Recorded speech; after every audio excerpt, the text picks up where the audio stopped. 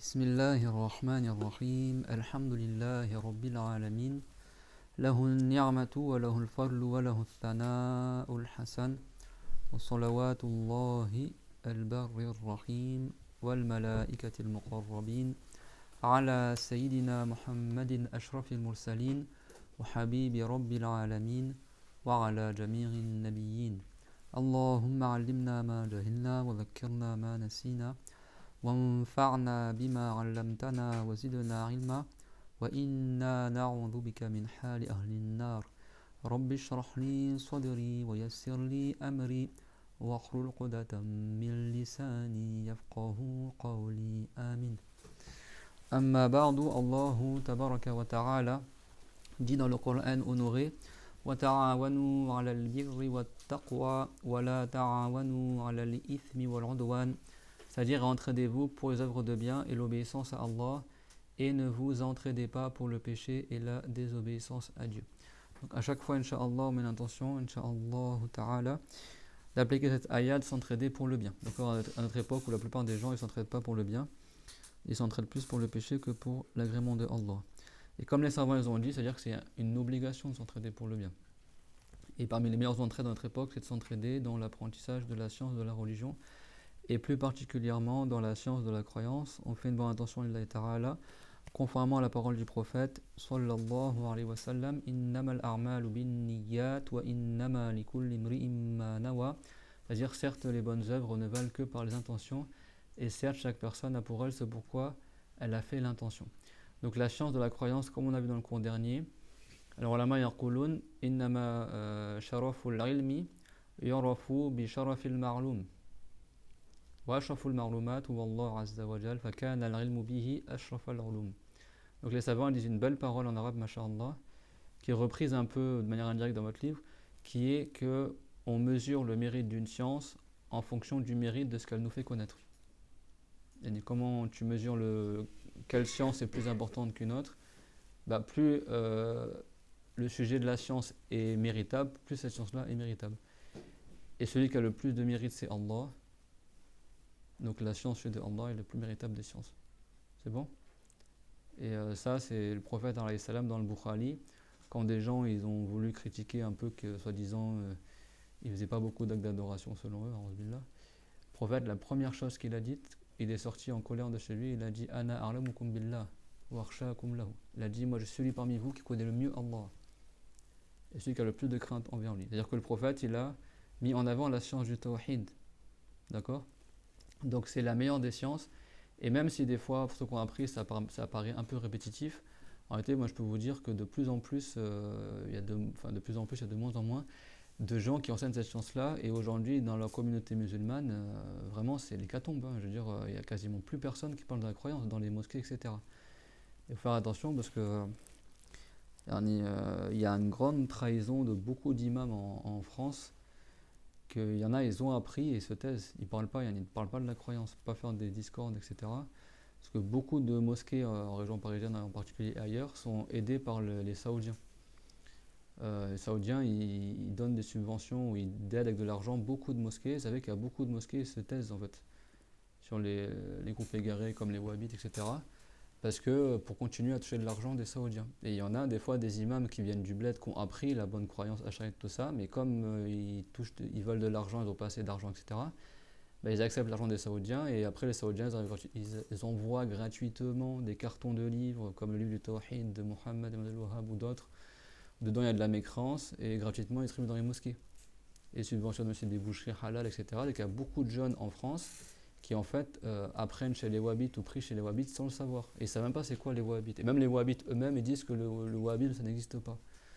Ils suivent qui ces gens-là? Ils suivent Mohammed ibn Abdel Wahhab. Et donc s'ils suivent cette personne-là, on appelle ça wahhabite parce que c'est en référence au nom de leur leader. Et c'est le propre frère de Mohammed ibn Abdel Wahhab qui les appelait wahhabites. C'est-à-dire qu'à leur époque on les appelait wahhabites. Ils ont changé de nom maintes et maintes fois. Donc aujourd'hui ils disent non c'est faux, ça n'existe pas les wahhabites. Et beaucoup de jeunes en France ils ne connaissent même pas c'est quoi. C'est une secte qui a été inventée à 300 ans, qui croit que Dieu est dans le ciel, la même croyance que les juifs et les chrétiens. Et c'est pour ça qu'il faut continuer à enseigner la bonne croyance, parce qu'il y a de plus en plus de gens, même qui ont appris la bonne croyance, mais c'est devenu un tabou en France, sachez-le. En France, soi-disant, faut pas parler des wahhabites, quoi.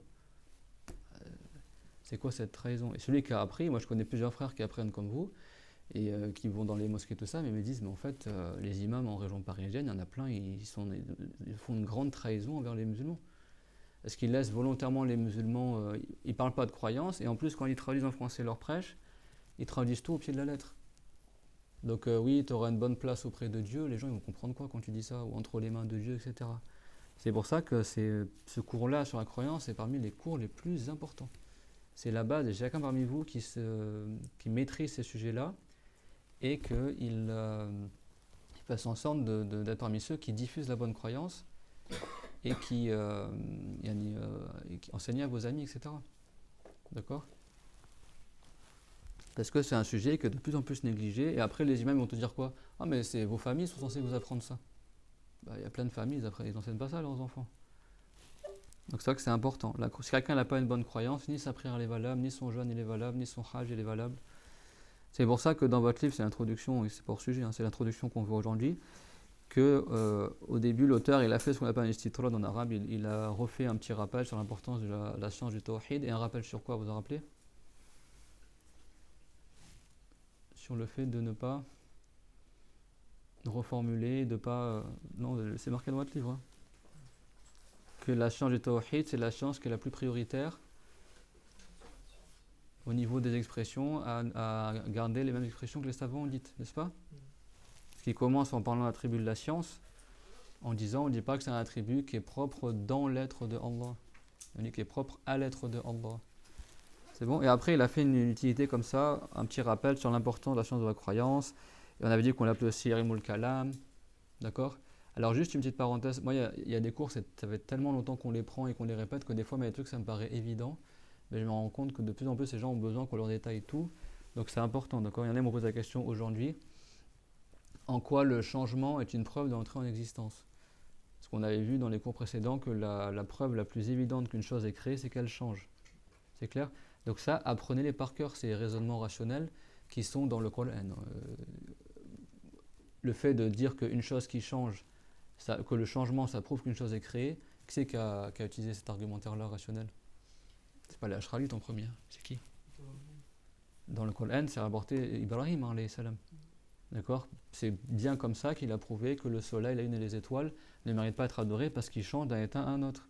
Et ça, tu regardes dans les tafsirs, le Qurtubi, dans les tafsirs Al-Farayini, d'autres, les grands tafsirs du Coran, tous ils te disent ça. Ils te disent le fait que le soleil, la lune et les étoiles changent d'un état à un autre. Et il n'y a pas plus évident que ça. Pourquoi? Parce que le soleil il se lève et il se couche. Tout le monde sait que le soleil il change. Et quand il se lève, il est rouge. Quand il est au milieu de la journée, il est blanc. Après, il redevient rouge. Donc c'est vraiment un exemple hyper concret et que même les enfants ils sont témoins que le soleil change. Donc quelque chose qui change, il ne mérite pas d'être adoré. Il a fait le même raisonnement, alayhi salam, avec la lune, avec les étoiles. C'est bon? Et c'est pas comme il dit c'est Qutub, qui est un égaré, on ne parle pas que des Wahhabites. C'est Qutub, la semaine dernière, je suis allé dans une mosquée, dans le 93. C'est Qutub, c'est celui qui a égaré le groupe de Hizb al-Ikhwan, ceux qui se font appeler soi-disant le parti des frères musulmans. Que nous, on ne dit pas frères musulmans parce qu'ils déclarent mécrants. Comme les Wahhabites, les Wahhabites, ils déclarent mécrants tous ceux qui ne sont pas chez eux. Et Hizb al-Ikhwan, c'est pareil. Ce pas les takfiristes. Après, ils vont dire que nous, les Ashraïtes, on est des takfiristes. C'est eux qui déclarent mécrants. Nous, on ne dit pas celui qui ne vient pas au cours chez nous, il n'est pas musulman. Eux, pour eux, Mohammed ibn al-Wahhab, il disait Man dakhala fi darwatina falahu malana. Comme on a vu le cours dernier, je me rappelle maintenant, on a vu ça. Que si tu n'es pas wahhabite, tu n'es pas musulman. C'est ça qu'ils disent si tu n'es pas salafiste, il faut passer le salam aux gens qui ne sont pas salafistes. Ils le disent, mais en fait, réellement, ils te déclarent mécrants. Parmi les sectes comme ça, takfiristes, qui considèrent que c'est que eux les musulmans et tout le reste c'est des mécrants, il y a ceux qui se font appeler soi-disant les frères musulmans, qu'on n'a pas le droit d'appeler ainsi ces gens-là, parce qu'ils sont simplement pas musulmans. Parce que dans la croyance, même ils déclarent mécrants tous les musulmans en fait. C'est Qutb, il disait il disait toute l'humanité elle est apostate. C'est-à-dire que lui c'est un musulman. Bon, il y a tout un sujet, hein, ce groupe-là, qui maintenant ils sont plus dans la politique qu'avant, mais c'était comme les Wahhabites. D'ailleurs, les Wahhabites, souvent, ils infiltrent ce groupe-là pour rentrer dans les pays. C'est comme ça qu'ils avaient fait à l'époque en Syrie ou d'autres pays, etc., aussi en Égypte, en Algérie, les années 90, ils ont tué plein de musulmans, etc. C'est pas le même truc. Alors aujourd'hui, ils disent que soi-disant les Saoudiens ils financent les Wahhabites et le Qatar il finance Hizb al-Ikhwan. Bon, au final, c'est le même truc, au final, quoi. C'est trop tôt, c'est quelqu'un qui était marxiste, c'est-à-dire qui était communiste, athée, Pendant 11 ans, lui-même il le dit, hein, qu'il est resté à la Shoyuriya Irdarashat Asana, il est resté 11 ans sur le communisme. Et après, soi-disant, il s'est converti à l'islam, il a lu le Coran, et il est rentré en islam, soi-disant, mais il n'a jamais fait la prière. Et après, il a été envoyé par les Américains, clairement, en Égypte pour foutre le bazar là-bas, quoi. Et ça a marché, du coup, et comme il est très fort en littérature, ils l'ont mis comme après la mort de Hassan al-Banna. Hassan al-Banna, sachez-le, hein, c'était pas un égaré, hein. C'était un savant pieux. Et lui, à son époque, le Hizbul Ikhwan, c'était vraiment le groupe des frères musulmans. Là, pour le coup, ils étaient musulmans à cette époque-là. Mais il y a des gens qui sont infiltrés dans son groupe, qui pensaient qu'à faire la guerre, tout ça. Ils ont falsifié des choses. Et Hassan al-Banna, comme il le rapporte son élève Mohammed al-Ghazali, avant de mourir, il a dit La hum muslimoun wa la hum ikhwan. C'est ni des frères ni des musulmans. C'est-à-dire qu'il s'est innocenté de ces gens-là. Et après la mort de Hassan al-Banna, le grand-père de Tariq Ramadan, euh, ils ont mis dans le siège du parti cet homme-là qui était très éloquent en langue arabe, c'est Troutoub. C'est les années 50, hein, je vous parle, c'est notre 20e siècle, 20e siècle, le siècle d'avant, quoi. Et comme il était fort en littérature, tout ça, un intellectuel, machin, mais dans la croyance, c'est une catastrophe. Et ils ont mis lui comme chef du groupe, et c'est lui qui a inventé une doctrine, je ne saurais pas parler, guerrière, là, en fait, pour déclarer Mécran tous les musulmans. Et c'est comme ça qu'ils sont autorisés à dynamiter plein de magasins, à tuer plein de musulmans, etc. Parce que dans leur dogme à eux, ils considèrent qu'ils ne sont pas musulmans. Parce qu'ils ont inventé une règle que si tu ne gouvernes pas avec le Coran, tu es mécréant.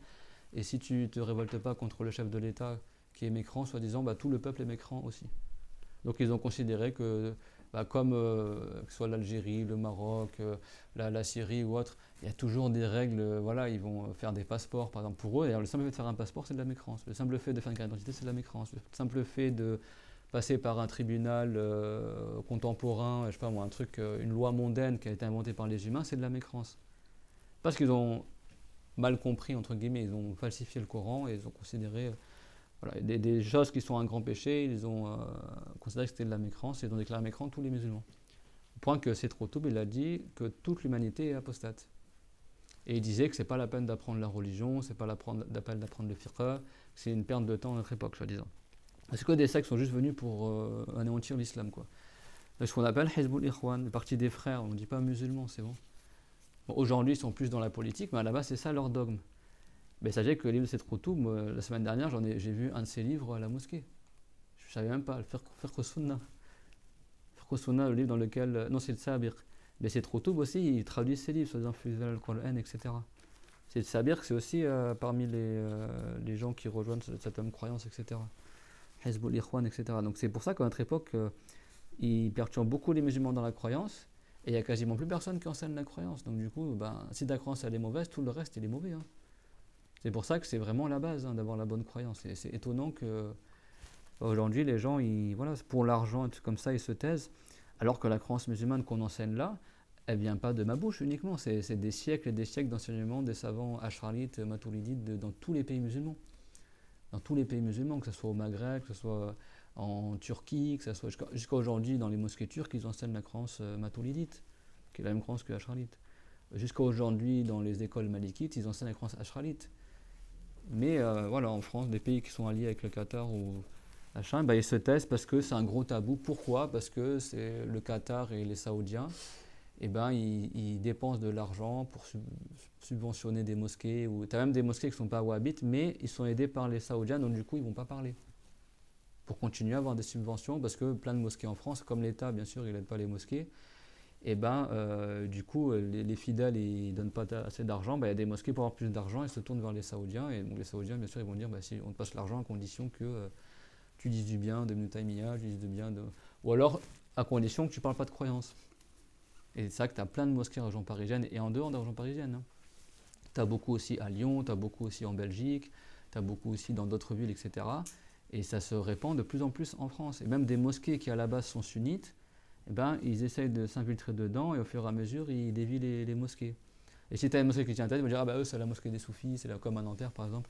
Tu as une mosquée où c'est un imam algérien, toutes les autres mosquées sont là, il ne faut pas aller à cette mosquée-là, c'est une mosquée soufie, c'est une mosquée. D'accord, pas à Nanterre, c'est où déjà? À côté de. À Agnières. Même à Nanterre à l'époque, moi quand j'habitais à côté, l'imam c'était un imam. Tu as beaucoup d'imams algériens qui sont en France, hein. ceux qui viennent un peu du désert, là, ceux qui sont mat de peau, là, avec le. Tu vois, moi, il y en a plein. En Auvergne aussi, il y en a plein, etc. Mais en région parisienne, il y en a aussi. Eux, machallah, ils parlent bien l'arabe, ils ont la bonne croyance, etc. Mais malheureusement, tu as plein d'imams maintenant, c'est plus trop ça, quoi. Donc faire attention. Et quand tu as appris la bonne croyance, tu distingues qui est bien guidé et qui est égaré. Et ça, c'est pas qu'on serait dans une secte, c'est la vraie croyance de l'islam. Mais aujourd'hui, tellement il y a d'ignorance en France dans la croyance, quand tu parles de la vraie croyance, les gens ils croient que tu es dans une secte. Et maintenant, pire que ça, ils achètent la secte Ash'arite, soi-disant. Sachez une chose, c'est que An-Nawawi, il était Ash'arite. La plupart, Ibn Hajar, Ibn Hajar al-Asqalani, les grands noms, Al-Bukhari, Muslim, tout ça, tous les grands noms du hadith, la langue arabe, etc., ils avaient tous, soit ils étaient Ash'arites, Maturidites, ou soit ils avaient la même croyance, c'est-à-dire que c'est la croyance de l'islam. Ash'arite, c'est pas une nouvelle croyance, hein, ils ont juste renouvelé et détaillé davantage la croyance qui existait déjà avant. C'est clair? Et l'Ash'ari, il remonte à Abu Musa al-Ash'ari, qui était un compagnon du prophète, hein, alayhi salatu wassalam. Et les savants du salaf ont enseigné cette croyance-là. C'est pas vrai parce que dans le salaf, tu avais Ibn Qutayba, ou dans le salaf, tu avais certains égarés, comme Al-Karramiyya par exemple, que ça veut dire que c'est ça la croyance du salaf. Mais non. La majorité du salaf, c'est-à-dire des gens des 3 siècles de l'Hégire, c'était sur la croyance qui est la même croyance qu'Ash'arite Maturidite. Mais après, bien sûr, alors pas à l'époque du prophète, mais après la mort du prophète, durant l'époque de Ali ibn Abi Talib, c'est là où est apparu les premières sectes égarées qui se réclament mensongèrement de l'islam. C'est bon? Et c'était les Khawarij. C'est bon? Et il y a eu le Qadariya, il y a eu les Mu'tazila qui sont venus après, etc. Et le prophète, avait annoncé ça durant son vivant. Et il a dit, si moi je et si je les avais, et si j'avais pu vivre à leur époque, je les aurais combattus comme le peuple de Rad. Le peuple de Rad, c'est des idolâtres, c'est bon? Et il a dit, c'est un peuple qui va arriver, qui réciteront le Coran, mais leur récitation n'ira pas jusqu'à leur cœur, c'est-à-dire qu'ils ne croient pas en ce qu'ils récitent. Et dans certains hadiths, c'est rapporté qu'il a dit, le prophète qu'il viendra des groupes égarés, et leurs signes parmi leurs signes physiques distinctifs, c'est qu'ils se rasent toujours la tête. Ils ont la barbe, mais ils se rasent toujours la tête. Se raser la tête tout le temps, ça ne se faisait pas à l'époque du prophète. Les compagnons, ils avaient les cheveux longs. Abu Bakr, il avait les cheveux longs. Le prophète, il avait les cheveux longs. Dans le passé, beaucoup de musulmans avaient les cheveux longs, et dans le passé, c'était courant même chez les hommes d'avoir des tresses. Et ça, c'est encore dans certaines tribus au Maghreb ou dans le désert, etc. Ils font encore ça. Certains bédouins, tout ça. C'est-à-dire que dans le passé, les musulmans, ils avaient les cheveux longs, ils se faisaient des tresses. C'est pas les tresses plaquées, machin. Je parle des tresses comme les nattes normales. Aujourd'hui, maintenant, tellement la génération a changé. Nous, notre génération à nous, quand on dit les nattes ou les tresses, on comprend qu'une seule chose. Hein, c'est quand tu prends 3 bouts et tu fais les nattes comme ça. Aujourd'hui, tu dis les tresses ou les nattes, ce qu'ils comprennent les frères, c'est quoi? C'est les trucs collés sur la tête ou les machins fashion victime, tout ça. Maintenant, tu es obligé de préciser, c'est des tresses normales, les trucs qui tombent comme quand tu fais aux petites filles. Mais maintenant, tellement il y a des modes, etc. Quand on dit le prophète avait des tresses, ça ne veut pas dire qu'il se faisait les tresses, les nattes collées. C'est bon? Ouais, tu faisais des tresses, c'est-à-dire qu'il y avait une tresse qui était là, une tresse qui était là, une tresse qui était là, une tresse qui était là. Les tresses, tu prends 3 bouts et tu les. C'est bon? Et l'homme, il n'attache pas au bout. Et ça se fait encore dans certaines tribus dans le désert, ça, ils le font encore. C'était connu jusqu'à récemment. Comme dans les films Zarma où les Gaulois, tu vois, ils ont des tresses, ou les Vikings, tout ça. Dans le passé, c'était courant chez les hommes d'avoir des tresses. Mais ça s'est perdu. Le prophète, quand il était en voyage, il n'avait pas tout le temps le temps de se coiffer quand il partait en bataille, etc. Donc, quand il a conquis la Mecque, par exemple, il avait l'harimam à noir et il avait 4 tresses. Parce que souvent, le prophète, quand il partait en voyage et quand il faisait des combats, tout ça, il ramenait avec lui en voyage une petite boîte dans laquelle il y avait, un miroir et un peigne, tout ça. Mais c'est pas tout le temps qu'il pouvait prendre soin de ses cheveux. Donc pour éviter que ça s'en mêle tout ça, il les tressait. Mais il tressait pas en une queue de cheval, il faisait 4 ou 3 tresses par exemple, c'est bon? Ce qu'il y a dans le hadith, c'est qu'il en faisait 4. Il y en a chacun au coin de la tête. Et ça, c'est connu jusqu'à récemment. Et c'est pour ça que même sur Internet, vous voyez, tu as plein de photos, même des gens un peu du désert, tout ça, ils ont tous 4 tresses comme ça, parce que c'est rapporté du prophète. C'était connu chez les musulmans avant. Contre le fait de se raser la tête, tout ça, le prophète, il se rasait jamais la tête. Sauf quand il faisait le Hajj et la Umrah. Sinon, il avait toujours les cheveux longs. Soit ses cheveux, ils poussaient jusqu'aux oreilles, soit jusqu'aux épaules. Donc ces gens-là, ils sont tout le temps en train de se raser la tête, se raser la tête, se raser la tête. Comme c'était ça la sunna. Et le prophète, il a parlé déjà de ces gens-là. Il a parlé aussi des Qadariya, ceux qui nient la prédestination. Il a parlé également d'autres groupes, d'accord? Également de ceux qui ne croient pas au hadith, il a parlé d'eux. Qu'il viendrait une époque où les gens ils diront je ne prends pas du hadith du prophète, hein, les salatu wassalam. D'accord? Donc, ces sectes-là, elles ne sont pas apparues durant le vivant du prophète, hein, les salatu wassalam. Il y avait des sectes égarées, mais qui ne se réclamaient pas de l'islam. C'est bon? Par contre, des gens égarés, qui ont une mauvaise croyance, mais qui eux, soi-disant, se prétendent musulmans, ça n'existait pas à l'époque du prophète. Ça existait dans le salaf, d'accord, mais pas à l'époque du prophète, durant son vivant. C'est après sa mort, à l'époque des Ali ibn Abi Talib, ça a commencé avec les Khawarij. D'ailleurs, les Hizb al-Ikhwan ont repris la croyance des Khawarij, parce que les Khawarij, comme l'on l'indique, c'est ceux qui sont sortis de l'obéissance à Ali et ont déclaré mécrant Ali et les compagnons qui étaient dans son armée. Bon, ce n'est pas le cours d'aujourd'hui, mais plus tard on pourra faire un cours sur ça si vous voulez. Et du coup, ils ont mal interprété le Coran. Ils ont pris la ayah wa inil hukmu illa lillah, que le hukum il est que pour Allah. Donc ils ont dit l'imam Ali, Ali il a accepté d'interrompre la bataille contre Muawiyah pour délibérer avec le Coran, alors que dans le Coran, bref, ils ont considéré que l'imam Ali il a voulu juger par lui-même. Donc il a dit, dans le Coran, Dieu a dit que le jugement est à lui, donc l'imam Ali il est mécréant, soi-disant. Alors que cette parole-là, inil hukmu illa lillah, c'est la parole de Yaqub alayhi salam quand il a envoyé ses enfants, ses 10 garçons, en Égypte pour demander de l'aide quand il y avait une famine. Et il a dit, comme vous êtes très beaux, alors rentrez par des portes différentes. Rentrez pas tous par la même porte, à 10 garçons, parce que Youssouf était très beau et ses frères aussi, même si ses frères, beaucoup d'entre eux étaient grands pêcheurs à l'époque, mais c'était très beau physiquement. Pour pas que ce soit touché par le mauvais œil, il a dit rentrez mais abwa mutafarriq par des portes différentes. Désolé, je fais pas trop en arabe aujourd'hui, mais pas qu'on perde trop de temps sur l'introduction. Et après il a dit wa inil hukmu illa lillah. Mais après le hukum il est que à Allah, ça veut dire quoi? C'est-à-dire qu'au final, même si nous on fait les causes pour être préservé du rain, du mauvais œil, après si Dieu l'a prédestiné que vous serez atteint par le mauvais œil. Et c'est pas le hukum dans le sens le jugement. C'est-à-dire n'aura lieu que ce que Dieu a voulu, quoi. Eux ils ont juste pris cette ayah là et ils ont dit le hukum est que à Allah. Ils ont compris le jugement n'appartient que à Allah. Donc tu n'as pas le droit de juger les gens. Donc si tu juges les gens, ça veut dire que tu prétends à la divinité, donc tu es mécréant. N'importe quoi. Et du coup, ils ont déclaré mécréant l'imam Ali et également tous les compagnons qui étaient avec lui. Et ils ont quitté l'armée de l'imam Ali. Donc on les appelait les Khawarij, ceux qui sont sortis. Hizb al-Ikhwan, ils ont repris. Donc c'était une secte parmi les Khawarij qui sont appelés Bayhasiyya, qui déclarait mécréant le gouverneur qui applique autre que du Coran. Et ils ont repris la même croyance. En falsifiant la ayah وَمَنْ لَمْ يَحْكُمْ بِمَا أَنزَلَ اللَّهُ فَأُولَٰئِكَ هُمُ الْكَافِرُونَ. Et ceux qui ne jugent pas parce que Allah a fait descendre, alors ce sont eux les mécréants. Ibn Abbas il a dit quoi? Il a dit لَيْسَ الْكُفْرَ الَّذِي تَذْهَبُونَ إِلَيْهِ. C'est pas la mécrance que vous pensez ici. إِنَّمَا هُوَ كُفْرٌ دُونَ كُفْرٍ. C'est une mécrance moindre que la mécrance. C'est-à-dire que si un musulman il juge par autre que le Coran, il est grand pécheur et il ressemble au mécrant, parce que le mécrant, ma lakum kayfa tahkumun, Dieu a dit, qu'est-ce que vous avez, avec quoi vous gouvernez? Donc si quelqu'un, il y a la loi de l'islam, du Coran par exemple, et lui il applique autre que le Coran, mais il ressemble à quelqu'un qui n'est pas musulman. Ça ne veut pas dire qu'il n'est pas musulman réellement. C'est bon? Donc eux ils ont pris au sens apparent. Je sais qu'il y a deux interprétations pour cette ayah. Ibn Abbas a dit comme ça, et le compagnon Al-Bara ibn Razib, il a dit que ça c'est une ayah qui est descendue sur les gens du livre. Parce que les gens du livre à l'époque du prophète, ils avaient encore la vraie Torah. Et du coup, des fois, qu'est-ce qu'ils faisaient? Pour la fornication, ils falsifiaient la peine pénale. Quand c'était des riches qui faisaient la fornication, ils n'appliquaient pas ce qui est marqué dans la Torah. Et dans la Torah, c'est le même jugement que dans l'évangile et dans le Coran. Et donc, Dieu a fait descendre cette ayah. Que ceux qui n'appliquent pas ce que Allah a révélé, ce sont eux les mécrants. C'est-à-dire, il parlait des gens du livre. C'est bon?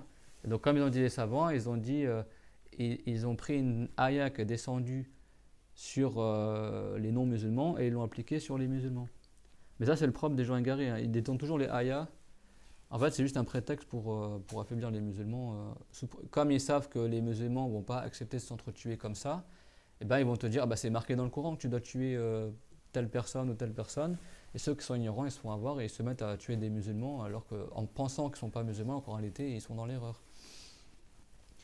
C'est ça, et donc cette Qutb, il a remis au goût du jour la croyance des Khawarij. Et les Wahhabites, ils ont remis au goût du jour la croyance des Karramiyya, qui était une secte dans le Salaf, qui avait pour croyance que Allah est assis sur le trône, comme on avait lu dans le livre Al-Farq ben al-Firaq de l'imam Shafirite Abu Mansour al-Bardadi, Tamimi.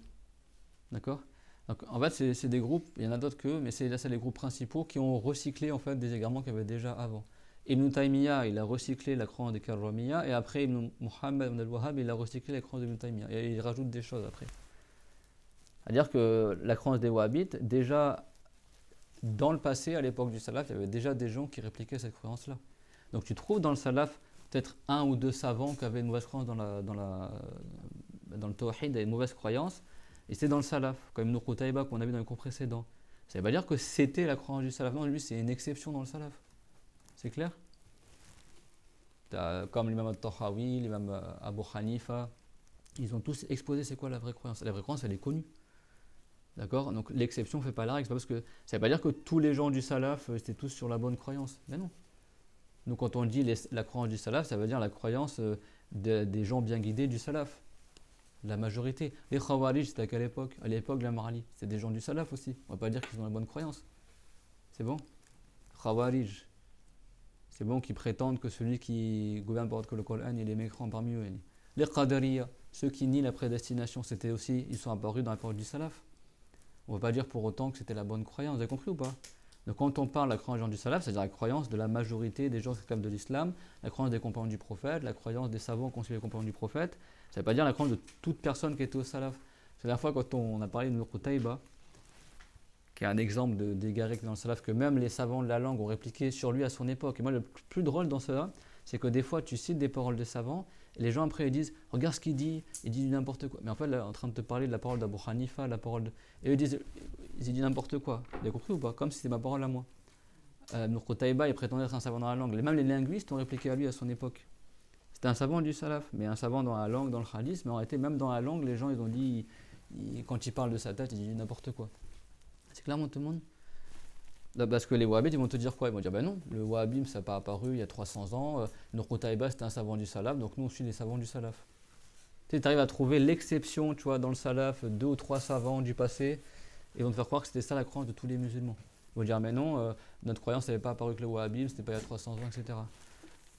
Donc faire attention, chaque période, ça se recycle. Les Ash'arites, ça fait 1000 ans ou plus qu'ils sont là. On n'est pas là à nous inventer des nouveaux noms à chaque fois. Si les wahhabites, c'était pas des égarés, là, pourquoi avant c'était les wahhabites, après c'est devenu les salafistes, maintenant c'est atharites, maintenant tu vois les gens du hadith, maintenant chaque année ils retrouvent un nouveau truc. Si vraiment tu es bien guidé, pourquoi tu changes de veste à chaque fois? Maintenant tu as les faux malikites, il y a des wahhabites qui maintenant enseignent le firq malikite, mais avec la croyance wahhabite.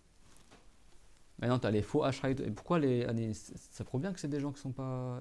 Ce qu'on appelle en arabe mutalawin, ils changent de couleur tout le temps. Nous, on est ash'arites depuis plus de 1000 ans, on est là, on n'a pas besoin de changer de nom à chaque fois. C'est clair? Donc, voilà. Et ça, c'est étonnant. Pourquoi? Parce que en France, vous ne savez pas, mais dans les pays arabes, quand tu lis l'Asma wa Sifat d'Al-Bayhaqi, qui est un grand savant chaférite, c'est rempli de la même chose que nous on cite. Et Inch'Allah, on sortira les livres, un jour vous lirez quelques passages, tout ça. Quand on fera la parole, on pourra lire ce qui est marqué dans ce livre-là, ou dans le livre l'explication de Fiqh al-Akbar d'Abu Hanifa, qui est un savant du salaf, parmi les savants les plus connus dans le salaf, ou Tahawi, qui est un savant du salaf. Inch'Allah, après ce livre-là, on fera peut-être la croyance de Tahawi, comme ça vous verrez que la croyance du salaf, c'est vraiment ce qu'on enseigne.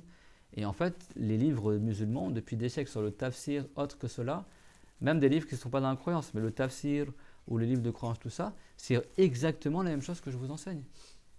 Et c'est pour ça qu'il y a plein de gens du bled aussi qui suivent mes cours et qui sont contents parce qu'ils retrouvent, ou en Afrique ou ailleurs, ou au Maghreb, ou même dans d'autres pays musulmans, qui sont contents parce qu'ils retrouvent la même chose qu'ils ont apprise. Ou à Mayotte, ou aux Comores, etc. C'est pareil, je connais des gens de Comores, de Mayotte qui suivent les cours et ils sont contents. Parce que c'est la même chose qu'ils apprennent. C'est-à-dire, croyez pas que ça c'est une exception. Les livres des musulmans sont remplis de cette croyance-là. Le problème, c'est qu'ils ne sont plus enseignés chez beaucoup de gens. Donc les gens, ils croient que tu parles d'un truc de ta tête, tu as inventé un truc nouveau, alors qu'en réalité, c'est une croyance qui est écrite dans les livres depuis des siècles. Moi, j'ai plein de tafsirs du Coran, dans tous les tafsirs, ils disent la même chose, les tafsirs sunnites. Eux, ils vont sortir quoi? Juste Ibn Kathir. Parce qu'Ibn Kathir, c'était pas un wahhabite. Et Ibn Kathir, il avait pour croyance que Dieu, c'est une lumière. Ah bah, ils sont bien contents. Ah bah. Tu vois, ils te sortent, c'est vraiment, tu sais, ils ont trouvé, entre guillemets, la perle, le savant dans le tafsir qui a la même croyance que Dieu serait un corps, et ils te sortent que lui, par exemple. Ils ont trouvé le savant dans le hadith, Ibn Abdel Barr, par exemple, qui a la même croyance que lui, en plus, il était malikite, ah bah ça colle. Ils vont trouver, tu vois, le savant dans la langue arabe, Ibn Qutayba, tu vois, et ils vont juste rassembler ces petites particules, c'est quoi, c'est 10 savants dans tous les millions de savants qu'il y a eu, et ils vont te faire croire que c'est eux toutes les références, ils vont mettre que eux en avant, et tu trouves que ces savants-là, des fois, ils disent le contraire de ce que disent les wahhabites, mais dans des sujets subtils comme la croyance, ils les rejoignent, donc on ne met que eux en avant. Donc aujourd'hui, en France, tu trouves le tafsir d'Ibn Kathir en français, par exemple. Tu trouves Fiqh Sunnah de Sayyid Sabir en français. Tu trouves des livres là-bas sont remplis d'égarements en français. Par contre, tu ne trouves pas certains livres, Tafsir d'Al-Qurtubi ou des livres de référence plus des siècles en français, par exemple. Tahawiya, ou des choses comme ça. C'est clair. Et les gens aujourd'hui, ils connaissent. Maintenant, beaucoup de jeunes d'aujourd'hui, je ne sais pas, vous êtes peut-être mieux placés que moi, tu leur cites, si tu as un savant du tafsir, ils connaissent que Ibn Kathir. Et les où Al-Qurtubi, les où, tu vois, Ibn Hayyan, Abu Hayyan al-Andalusi, Bahr al-Muhit, ou Al-Qurtubi, ou Al-Tabari, c'est les plus connus dans le tafsir. Ils ne connaissent pas. Pourquoi? Parce que ces savants-là, ces grands savants-là du tafsir, ils avaient la croyance ash'arite. Donc les wahhabites, ils ne les mettent pas en avant. C'est ça qu'il faut vraiment prendre un soin particulier à la croyance, parce que c'est la base de l'islam.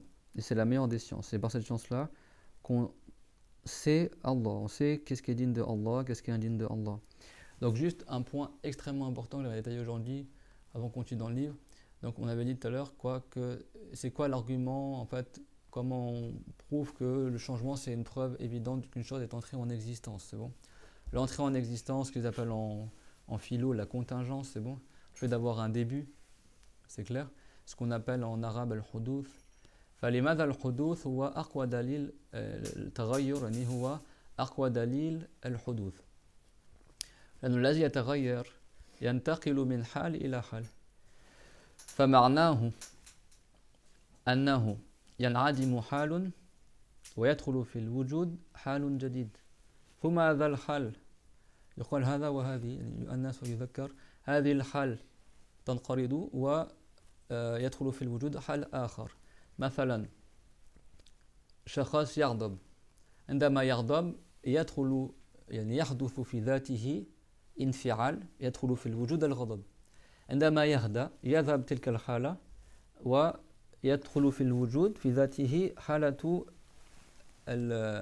الهدوء مثلا وهذا يطبق في كل المخلوقات في اللون وفي البرودة واليبوسة وهذه الأمور فإذا التغير هو عبارة عن انتقال من حال إلى حال والذي ينتقل من حال إلى حال يتغير يحتاج إلى من يغيره من حال إلى حال ومعناه يدخل في الوجود يحدث في ذاته يعني في جسمه أشياء جديدة صفات جديدة الآن هو ساكن ثم يتحرك الآن هو بارد ثم يسخن مثلا فهذه تغير في ذاته فإذا كانت صفاته تدخل في الوجود فاقتضى ذلك أن ذاته دخل في الوجود لذلك العلماء يقولون التغير هو أقوى دليل الحدوث لأنه إذا كان الشيء يتغير فمعناه ذاته يتغير وإذا كان يتغير معناه دخل في الوجود والعالم كله يتغير فإذا كان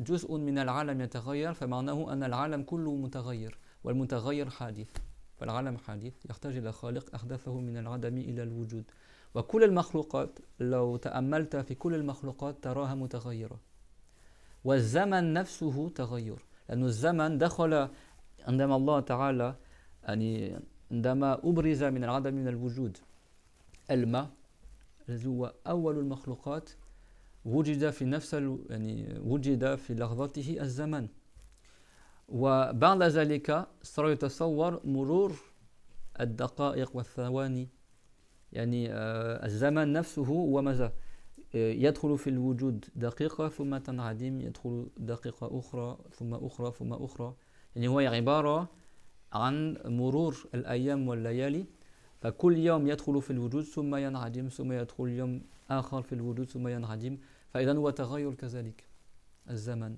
لذلك الله تعالى موجود بلا زمان ولا مكان هو خارج عن الزمن لأن الزمان يدل على التغير والحدوث لو لم يتغير من حيث الشكل يعني لكن هو يتصور أن هذا الزمان ينقرض ثم يأتي زمن آخر وغير ذلك.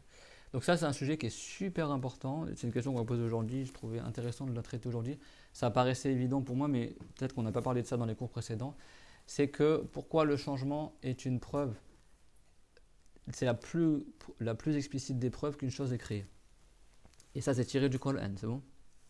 Et Allah Ta'ala a fait l'éloge. Allah Ta'ala madaha al-istidlal al-aqli حجة إبراهيم عليه السلام واستدل أن التغير يدل على الحدوث يعني بتغير الشمس والنجوم والكواكب الله تعالى قال وتلك حجتنا أتيناها إبراهيم على قومه الله تعالى مدح تلك الحجة بأنها حجته سبحانه وتعالى Dieu l'a dit وتلك حجتنا c'est notre argumentaire.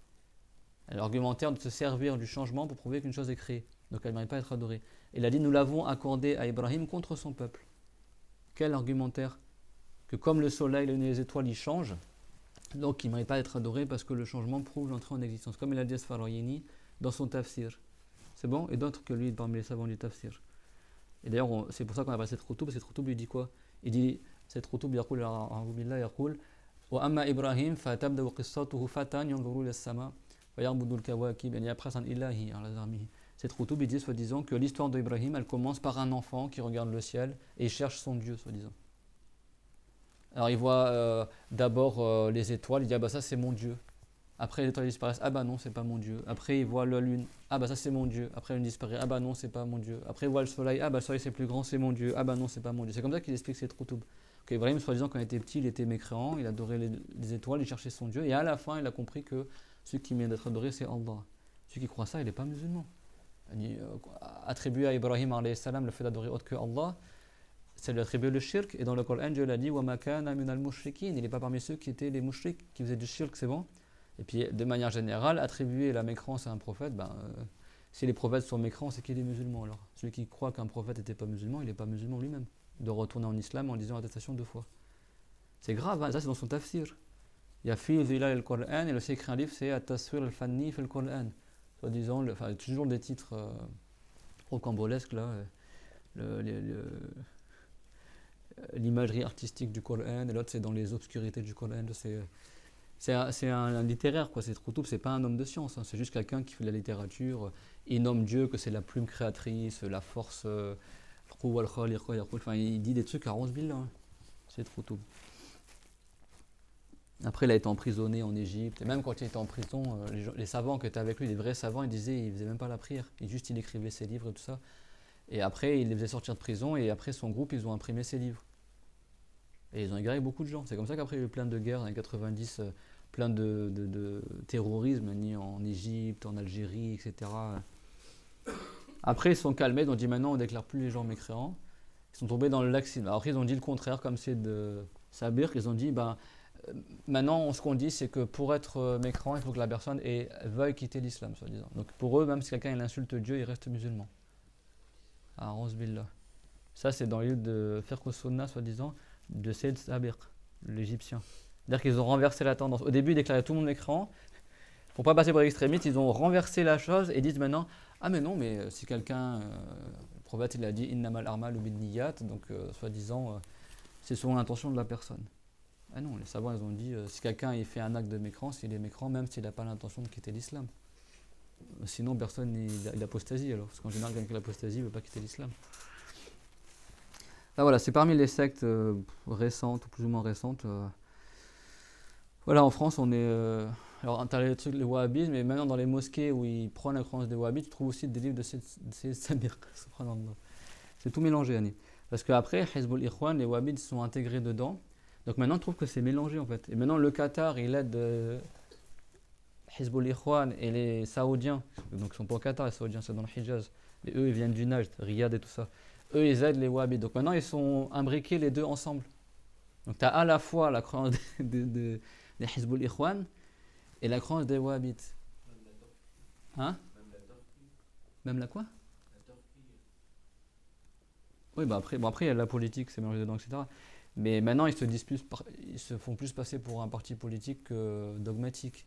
Mais c'est toujours des groupes extrémistes qui, à la base, étaient là pour massacrer les musulmans, quoi.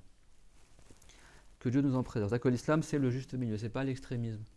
Et ces groupes-là, ils sont connus, hein, même par les gouvernements européens, etc. Ils savent très bien c'est quoi ces groupes-là. Et bon, après, quand il y a de l'argent derrière, etc., ça change certaines choses, malheureusement. Et donc, Dieu il a fait l'éloge de l'argumentaire de Ibrahim. Il a dit c'est notre argumentaire de l'avoir accordé à Ibrahim. C'est un argumentaire rationnel. Juste pour compléter le cours la semaine dernière.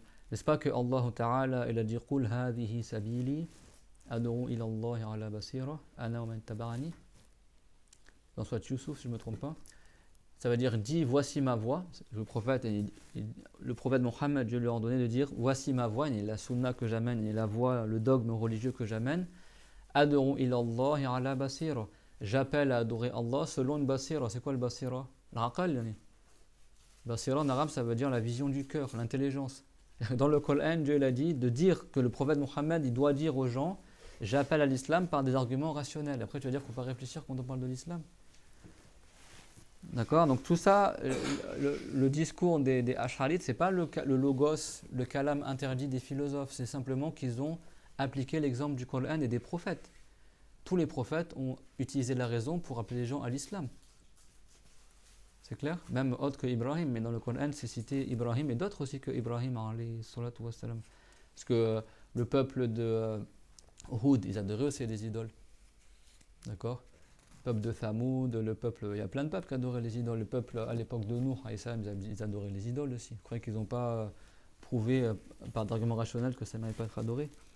Bah, bien sûr que si. Donc pourquoi le changement c'est une preuve d'entrée en existence? Parce que le changement, ça veut dire concrètement quand tu changes d'un état à un autre. C'est bon? C'est quoi le changement? Tu changes d'un état à un autre.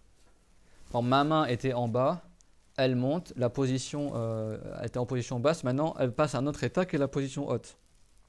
Et ça tu peux l'appliquer pour l'ensemble des créatures. La lumière elle est éteinte, tu l'allumes. Le truc est d'une telle couleur, ça change de couleur. Là, ça commence un peu les feuilles des arbres à jaunir. C'est bientôt l'automne, d'accord? C'est un changement aussi. Ça veut dire quoi? Quand une feuille d'un arbre elle jaunit, bah, ça veut dire qu'elle passe d'un état à un autre. Ça veut dire qu'au départ, elle était verte, donc la couleur verte est entrée en existence, chlorophylle soi-disant, est entrée en existence dans la feuille par la bonté de Allah. Et maintenant, la feuille se meurt parce que Dieu l'a fait, il a voulu que les feuilles en hiver, après elles tombent, en automne, etc. Donc la couleur verte, elle disparaît. Ça veut dire que cet état-là, il disparaît et il entre en existence une autre couleur, qui est la couleur marron, orange ou jaune, quand la chlorophylle a disparu de la feuille. C'est bon?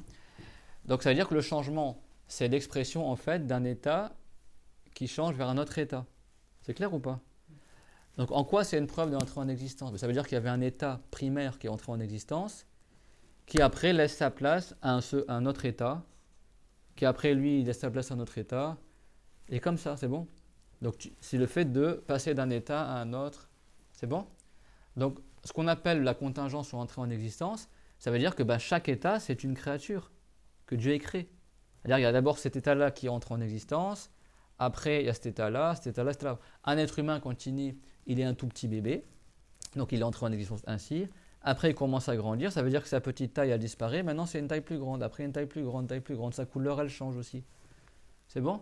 Donc ça veut dire quoi le changement? C'est-à-dire qu'il y a un état qui était là, initial, après il se transforme à un autre état, qui se transforme à un autre état, etc. C'est bon? Et donc ça veut dire quoi? Chaque nouvel état, c'est la fin de l'état précédent et c'est le début d'un nouvel état. Donc ça veut dire qu'il entre en existence dans ton être des choses. Vous comprenez? Ça peut être un mouvement, ça peut être une température. Si ton corps il chauffe, ça veut dire que le froid de ton corps il disparaît et il laisse place à la chaleur. Donc l'état de froid, il est anéanti par Allah et Dieu il fait entrer en existence la chaleur dans ton corps. Cette chaleur-là elle peut augmenter. Donc du coup, vous avez compris le changement? Ça veut dire que c'est l'expression d'une entrée en existence d'une caractéristique. C'est clair? Or, si les caractéristiques de ton corps, si les caractéristiques inhérentes à ton corps sont entrées en existence, forcément ton corps lui-même est entré en existence. C'est pour ça que le changement est la preuve la plus évidente qu'une chose est créée. C'est quoi la preuve la plus évidente que le monde est créé? Tout l'univers, c'est quoi la preuve qu'il est créé? C'est qu'il change, tout simplement. Il change. Le soleil il bouge, les étoiles elles bougent, toutes les étoiles sont en mouvement. D'accord? Puis même sur Terre, il y a eu des périodes glaciaires, des périodes de réchauffement, voilà, il y a des climats qui changent, etc. Et donc ça prouve quoi? Ça prouve que c'est créé. Et si une partie du monde est créée, donc ça veut dire que le monde entier est créé. C'est clair? Si une partie de toi est entrée en existence, ça veut dire que tout ton toi, il est entré en existence. C'est bon? Là, je commence à vieillir, du coup, là, la pigmentation de mes poils, ils disparaissent, c'est bon? Donc mes poils commencent à blanchir, c'est bon? Ça veut dire quoi? C'est-à-dire qu'il entre en existence une nouvelle caractéristique. Et l'ancienne caractéristique, elle disparaît. Donc ça, c'est une preuve que je suis créé. Si une partie de mon corps, elle change, donc une partie de mon corps, elle est créée, bah forcément tout mon corps, il est créé. Vous avez compris? C'est pour ça que les savants du Tawhid, ils disent que c'est impossible qu'un attribut de Allah soit entré en existence. Parce que si un attribut de Allah soit entré en existence, ça veut dire que Allah, tout son être, il serait entré en existence. C'est clair? C'est pour ça que c'est impossible que Dieu, par exemple, il soit établi ou assis sur le trône. Pourquoi? Parce que le trône n'est pas éternel avec Dieu. Et Allah, il existait avant le trône. Donc si tu prétends que Allah, il a créé le trône et après il s'est établi sur le trône, tu as attribué à Allah le changement. C'est-à-dire que Allah, il avait pour attribut, il n'avait pas là pour attribut, soi-disant, l'istiwa, selon eux. Et puis quand il a créé le trône, il est rentré en existence dans l'être de Allah, l'istiwa. C'est bon? Parce qu'ils considèrent que la ayathum mastawa, ça veut dire et ensuite il a istawa sur le trône. Donc ça veut dire que Allah, il aurait augmenté en perfection, il aurait acquis un attribut qu'il n'avait pas auparavant. Et donc ça, c'est attribuer l'entrée en existence à Allah. Et donc ça revient à dire que Allah serait créé. Parce que l'entrée en existence, par définition, ça veut dire que c'est quelque chose qui n'existait pas, puis après qui est rentré en existence. Or, une chose n'entre pas en existence par elle-même. Elle a besoin de qui a voulu et a choisi pour elle qu'elle entre en existence. Donc si Allah avait des attributs qui entraient en existence, il serait lui-même entré en existence. Donc il aurait besoin de qui l'a fait entrer en existence. Donc il ne serait pas Allah, il serait une créature. C'est bon? Et ça, cet argumentaire-là, c'est ce qu'il a utilisé Ibrahim alayhi salam pour prouver que les idoles, les astres, tout ça ne sont pas des dieux. C'est clair? C'est dans le Coran, sauf que les Ash'arites, ils l'ont déroulé, étayé de manière plus explicite, c'est tout. Mais c'est tous les savants ont dit ça. Le prophète, il enseignait ça, les compagnons enseignaient ça. C'est clair? Sauf qu'à l'époque du salaf, les gens, ils avaient une compréhension beaucoup meilleure qu'aujourd'hui. Ils avaient plus de compréhension qu'aujourd'hui. Ils n'avaient pas besoin que tu leur détailles par A plus B tout en profondeur. Ibrahim, en une seule parole, il a dit tout ça. Il a dit « Inni la uhibbul afilin ». Moi, j'adore pas quelque chose qui se couche. Vous avez compris? Il n'a pas dit ah bah, le soleil il change d'un état à un autre. Mais ça, on comprend de sa parole. Et c'était ça l'objectif de sa parole. C'est parce que quelque chose qui change est forcément créé. Donc Allah ne change pas. Tous ses attributs sont ses attributs. Dieu, il a pour attribut l'istiwa de toute éternité. Et donc ça prouve bien que l'istiwa, ça ne veut pas dire le fait de s'asseoir sur le trône, parce que ça impliquerait que le trône soit éternel avec Dieu. Vous avez compris ou pas? Donc c'est forcément un istiwa qui est autre dans le sens de l'établissement et autre que dans le sens de la position assise. C'est clair, tout le monde?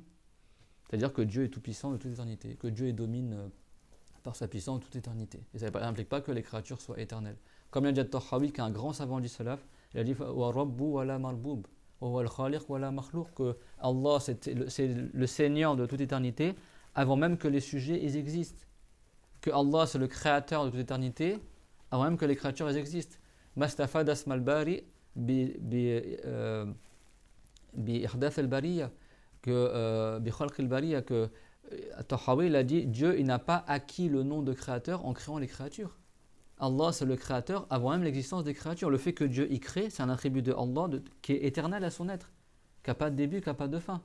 On ne dit pas Allah, il est devenu le Seigneur au moment où, soi-disant, où il a créé les créatures, que Allah, il est devenu créateur au moment où il a créé. Non, Allah, il a la puissance de créer avant même que les créatures existent.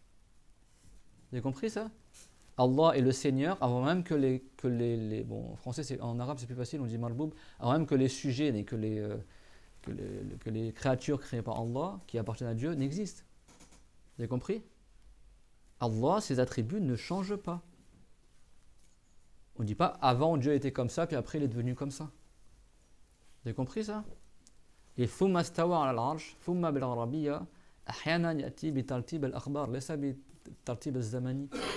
Des fois, ensuite, thumma en arabe, ça ne veut pas dire forcément l'ordre chronologique.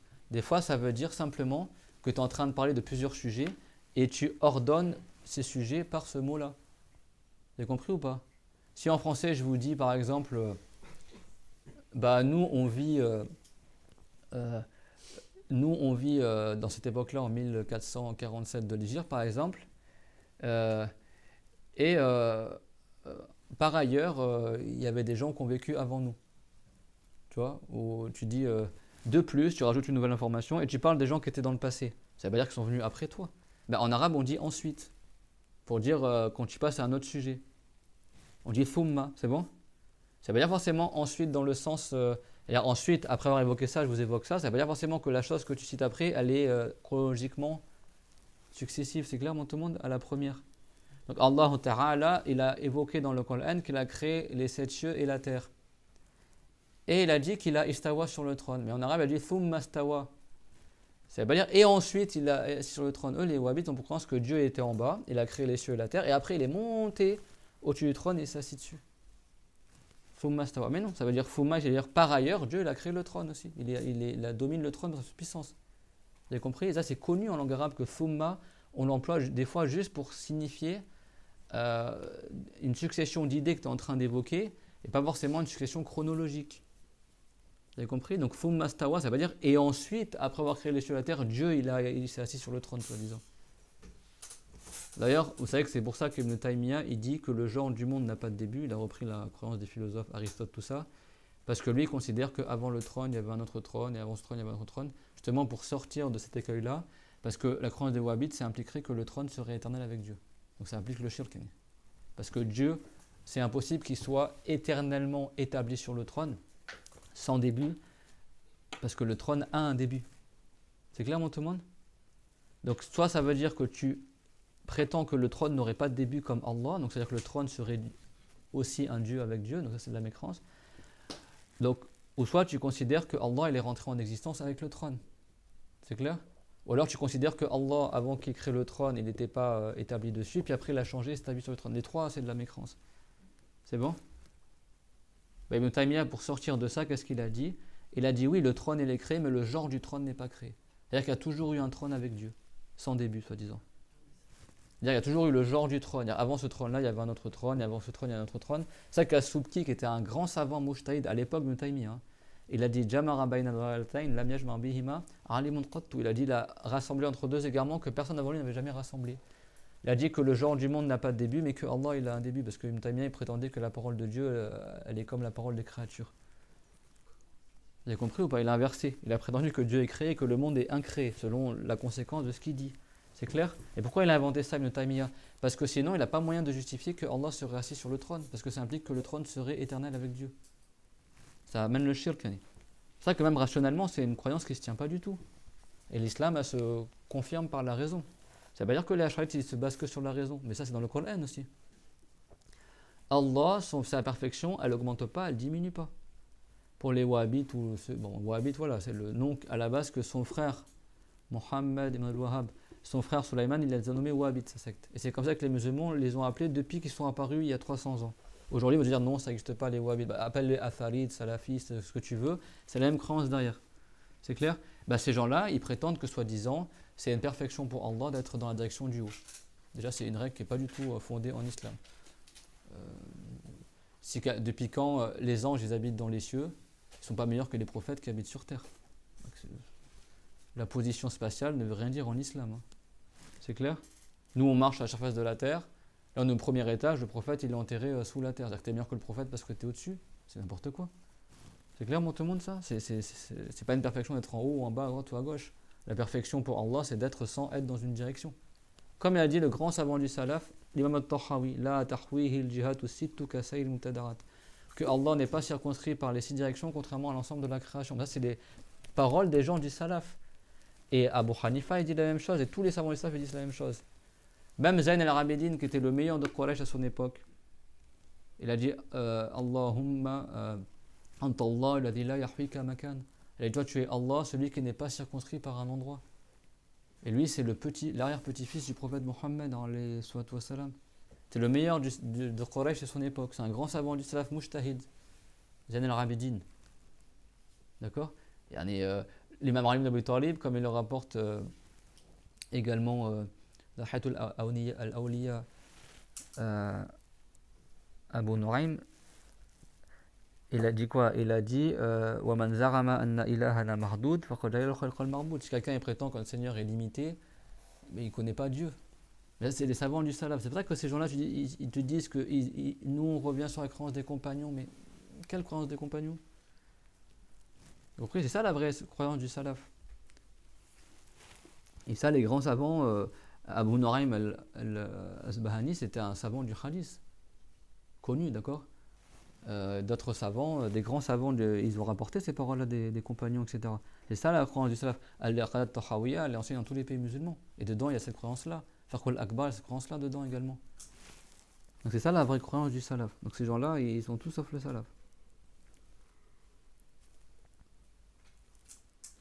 Est-ce que tout le monde a compris pourquoi le changement c'est une preuve d'entrée en existence? C'est qui me répète?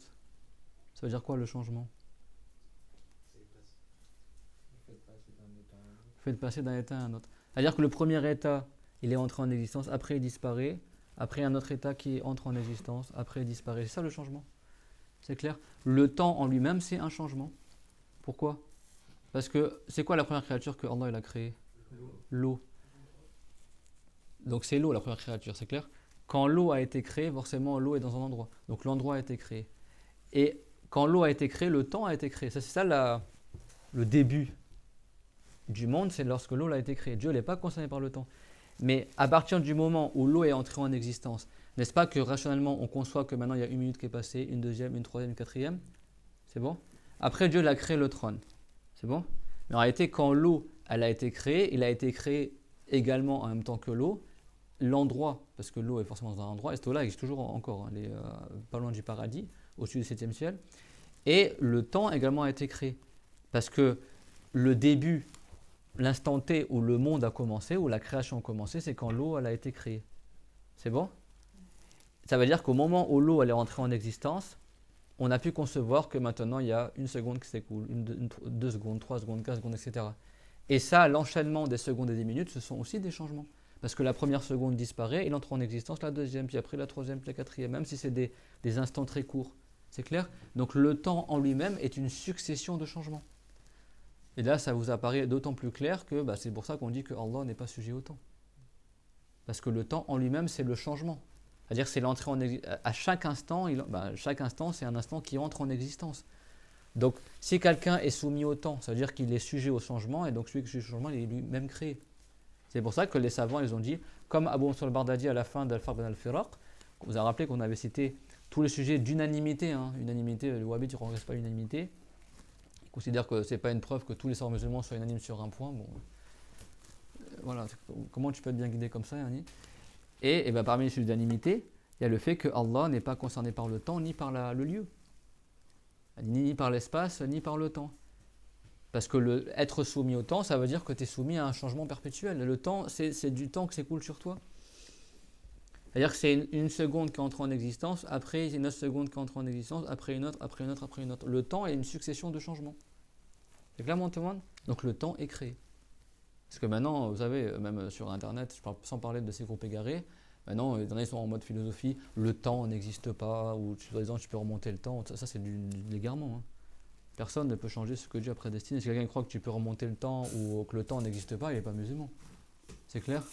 Le temps, c'est la relation qu'il y a entre deux choses contingentes. C'est bon, je n'ai pas perdu les enfants. Deux choses qui entrent en existence. C'est bon? Là, je lève ma main. C'est bon? Donc là, le mouvement est entré en existence. C'est bon? Là, je lève ma deuxième main. Tout le monde a compris qu'il y a deux mouvements qui sont entrés en existence. D'abord celui-là et après celui-là. C'est bon? Ce qui s'est coulé entre les deux, on appelle ça le temps. C'est bon? C'est clair, mon tout le monde, c'est quoi le temps? C'est la relation wa muqaranatu mutajaddid bi mutajaddidin akhar. هذا الزمن بعضهم عبروا عنه بمرور الأيام والليالي. لكن عندك شيء متجدد شيء دخل في الوجود حادث ما بين الحادث وحادث آخر يسمى الزمن. C'est bon? Le temps, en fait, c'est ce qui sépare l'entrée en existence de deux choses distinctes. Tu as ça qui entre en existence, après ça, c'est le temps. Et c'est entrer en existence, ça s'appelle entrer en existence d'une couleur, d'un mouvement ou d'une seconde. Tu as une première seconde qui entre en existence, après tu as une deuxième, parce qu'entre les deux, c'est une seconde. C'est le temps de la seconde. C'est bon? Vous avez compris? Tu as une heure qui entre en existence, après tu as une deuxième heure qui entre en existence. Il a fallu 60 minutes pour atteindre la deuxième heure. Ce qu'il y a eu entre les 2 heures, c'est l'heure. C'est le temps qu'on a nommé heure, nous. Mais le temps, c'est la relation qu'il y a entre une chose contingente et une autre. Ça peut être n'importe quelle chose, ça peut être long ou court. C'est clair, mon tout le monde? C'est ça le temps. Il y en a, ils ne savent pas c'est quoi le temps. Le temps, c'est ça. Donc ce qui est soumis au temps est forcément créé. Allah a créé le temps, donc il existait, donc il est avant le temps, donc il n'est pas sujet au temps. Et l'endroit, c'est quoi l'endroit, la définition de l'endroit? Tout est définissable. C'est quoi l'endroit? c'est l'espace qui est occupé par un volume. Là, tu as du vide. Si je mets ma main dessus, ma main, elle va occuper une portion du vide. C'est ce qu'on appelle l'endroit de ma main. C'est bon? Donc, ce qui est dans un endroit est forcément un volume. Allah est le créateur des volumes, donc il n'est pas un volume. Allah, dans le Coran, il a dit Huwa al-khaliqul bari'ul musawwir. Lahul asma'ul husna. Il est le créateur et celui qui est le musawwir, celui qui a créé les images. Celui qui a créé les images n'est pas une image. Mais ça, c'est les compagnons du prophète qui enseignaient ça également. Et les petits-fils du prophète qui ont enseigné ça également. Tous les savants du salaf, ils ont dit ça. Sauf qu'à l'époque du salaf, ils n'avaient pas besoin qu'on leur fasse un cours d'1 heure pour leur expliquer c'est quoi la contingence, etc. Les Ash'arites, ils ont juste détaillé d'autant plus parce que les Mu'tazila, ça a été une des sectes les plus dangereuses pour les musulmans. Pourquoi? Parce que les Mu'tazila, ils font du sophisme, c'est-à-dire qu'ils utilisent des faux arguments rationnels. C'est comme s'ils mélangent la philo à l'islam.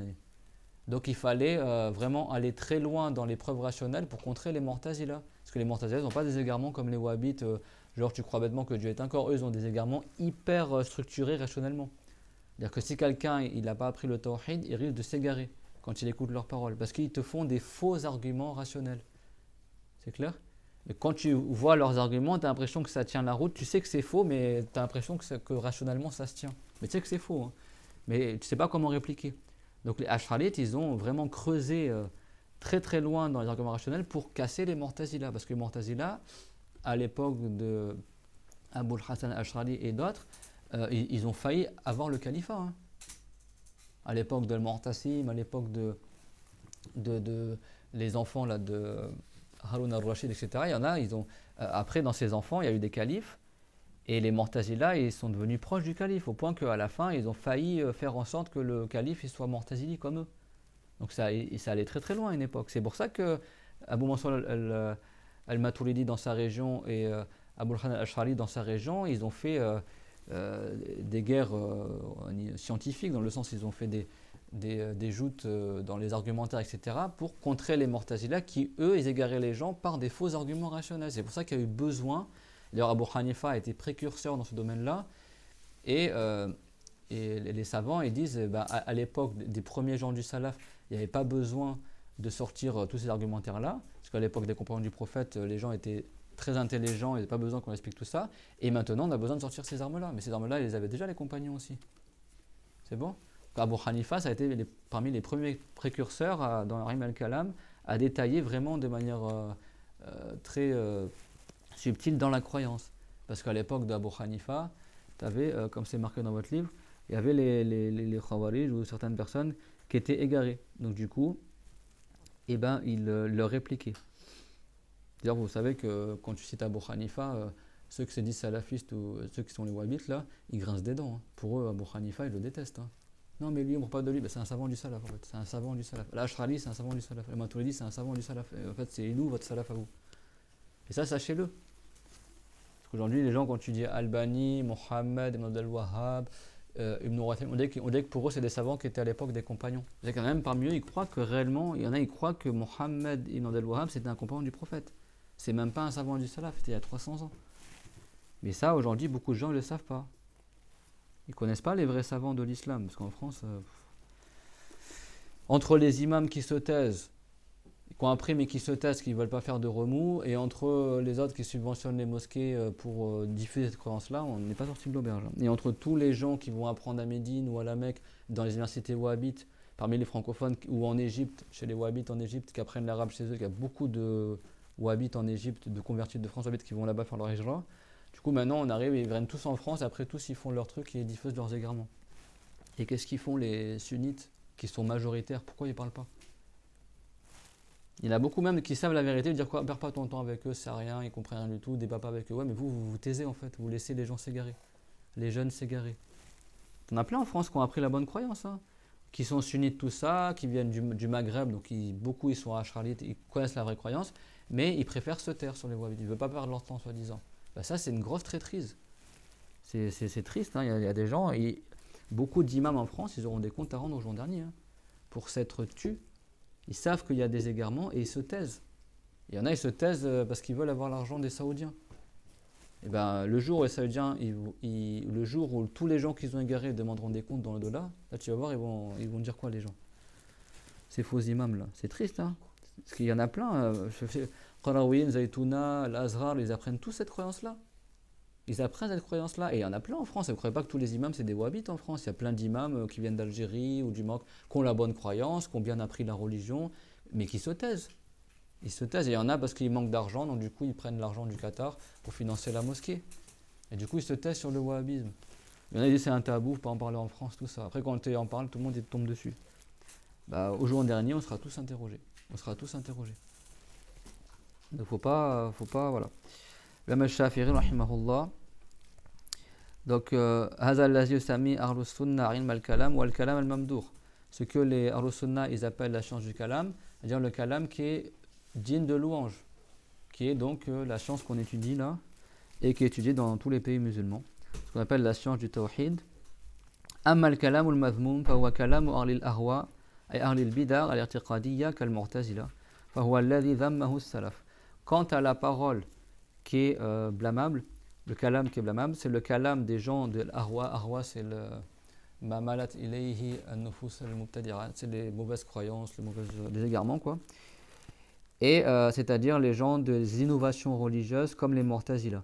Sachez que ce qu'ils appellent le salafisme, ce que nous on appelle le wahhabisme, toute leur religion est bid'a. Parce qu'ils sont là, le fer de lance, soi-disant, pour dire on interdit les bid'a, etc. Déjà, se raser la tête tout le temps, c'est bid'a.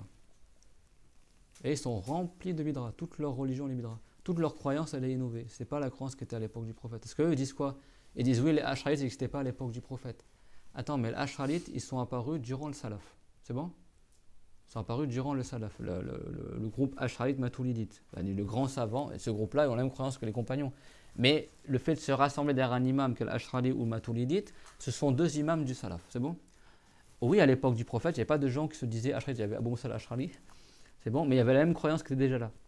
C'est bon, mais comme à l'époque des Mu'tazila, les deux grands imams qui se sont le plus démarqués pour défendre la croyance sunnite, c'était Abu Hassan al-Ash'ari et Abu Musa al-Maturidite. Donc du coup, les gens ils se sont rassemblés derrière ces deux imams. Et ils ont dit, comme As-Souki, ils ont dit, c'est eux qu'on appelle Ahlus-Sunnah wal Jama'a. Parce qu'en réalité, quelle que soit ton école, quelle que soit ta jurisprudence, tu verras que tous les musulmans sunnites du monde, en fait, ils rejoignent toujours soit la manière d'expliquer de Abu Hassan al-Ash'ari, ou soit Maturidite. Donc au final, même sans le savoir, tu es Ash'arite Maturidite. C'est bon ou pas? Eux te disent quoi aujourd'hui sur les réseaux? Ils disent ah mais eux ils n'existaient pas à l'époque du prophète.